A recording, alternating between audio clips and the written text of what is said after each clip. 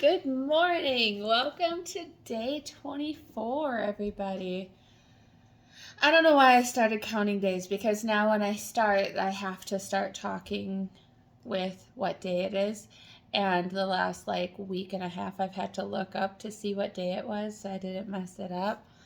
Pretty sure I messed it up once already. I think it was day 19. I don't know. Doesn't matter, right? So, today, I want to talk about something. It's not anything that's taboo. It's not treatment. It's just something that's been around for a long fucking time. It's the 12 steps. And a lot of people get really fucking weird when you bring up 12 steps or AA. Nope, I don't like it. Not my thing.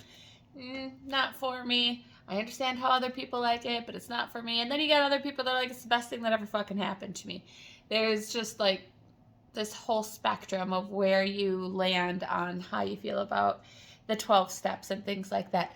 But I think where a lot of people get hung up is the religious component. It talks a lot about God. I mean, this was made, Bill W. and Dr. What's-His-Nuts said it was 1935 that they came up with these. So yeah, religion and God was pretty prevalent in people's lives at that time.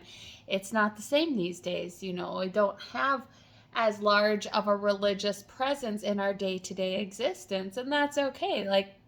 Myself even, nothing at all.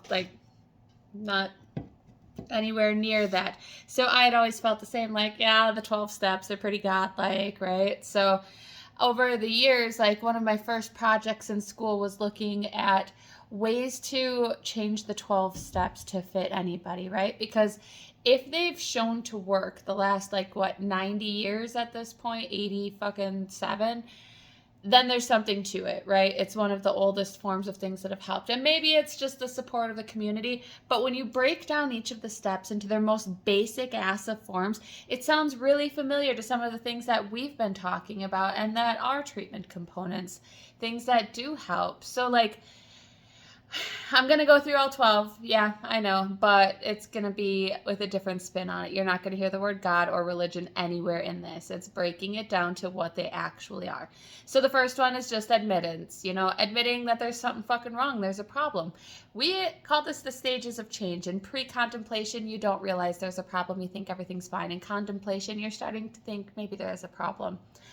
So yeah, admitting that there's even something wrong in the first place. So then the next step, number 2, is believing that you have the ability to change it and are worthy of changing it. That's that self-worth we've talked about before.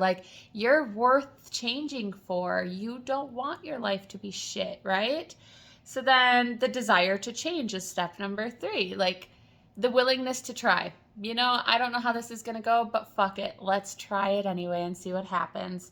Then we do a self-inventory. Yeah, I'm looking down at my sheet here because I can't remember all fucking 12 of these. Are you kidding? So a self-inventory. We look at everything inside of us. We've talked about this, the reflection. What is it that we don't like in there? We have to be able to honestly look at ourselves through this scope to see what is it that what do we have? Good, bad, ugly, all of it. What is us inside of us? So then reflection. That's where we look at all the negative stuff, the shit that we did that hurt. And you're supposed to tell somebody about it, whether it's a counselor, a friend, a pastor, whatever, whomever, a sponsor. Call a fucking anonymous helpline and tell them about it, right? Or write it down, burn it. Any of those things work, but you get it out. You say all of the negative things that you've done, it gets it out of you. It helps. Surrender. I don't like that word. That one feels still with I'm not sure necessarily religious, but it sounds really helpless, lack of control. I don't know. There's something about the word surrender that I'm just not feeling or vibing. But basically what it means in this sense is that you're willing to give this shit up. Are you willing to give up the negative people that you've been around or the negative thoughts that are going through your head that continue to fuel this? And that's what it means by surrender, giving shit up, letting go of it. Action is where you start making these changes, list of all the people that you hurt, make amends to them. And what the big part of that is if it doesn't hurt the person, if it's going to hurt the person more for you to go tell them you're sorry, don't fucking do it. Just let playing cards lie or whatever it is that they say, just leave it be. Let it be, right?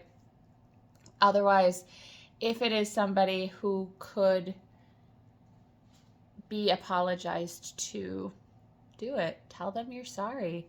Yeah, you know what? Maybe you did hurt some people during this time. So, and the thing is, like, you got to be genuine about it. You can't just, like, make this list. Like, and that's where all the self reflection comes in. Like, you're honestly looking at the things you did where you fucked up. And it's saying sorry for that. We all make mistakes. It's okay. But we have to own it. It has to be ours. Like, yep, you know what? I did do that, and I'm very sorry that I did, and I don't want to hurt you. And then you don't do it again, right? That's how a person shows they're genuinely sorry. Involvement, that's new habits, positive new habits you're incorporating into your life. This is your new structure. This is your new routine.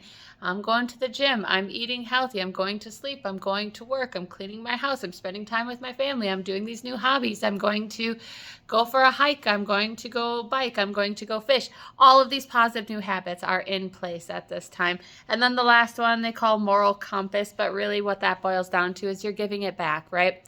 Help somebody else. I can't tell you how many clients I've had, whether they're ready or not, want to help others. That's just the natural phase of things. Like inside of us, we want to reach out and help others. So that's it. That's the 12 steps without the religious component. I mean, add to it as you will. I mean, they have AA, like Wiccan AA. They have Buddhist AA. They have, or at least the 12 steps, and they break it down so that, I mean, you can find the 12 steps in any religion, no religion, or something as basic as this, if you want to intellectualize it or make it like scientific.